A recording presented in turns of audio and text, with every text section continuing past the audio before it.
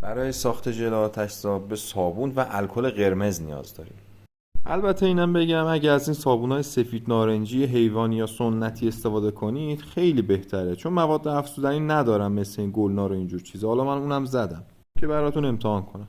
یکی از مزیت‌های این صابونای سنتی اینه که حلالیت پذیری خیلی بالایی دارن و قیمت به نسبت خیلی مناسبی دارن که حتی فله‌ای میتونید بخرید، کیلویی.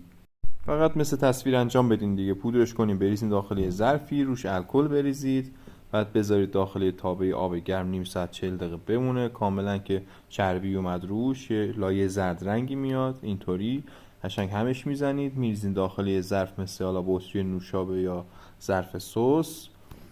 خوب همش میزنین، یه ملاتی مثل فرینی به دست میاد. همین دیگه آماده است. حال کنید. اینو شما میتونید تو مقادیر زیاد درست کنین، نگه دارین، هر موقع رفتین بیرون این ور اون ور دیگه برای آتیش روشن کردن معطل نمونین. خیلی سریع میگیره، ماندگاری خوبی داره نسبت به نمونه‌های بیرون هم خب واقعا بصرفه است. اینکه 1 لیتر از این درست کنین خیلی بهتره که 60 تومن بدین یه 300 سی سی ژل آتش‌زا بگیرید. موفق باشین.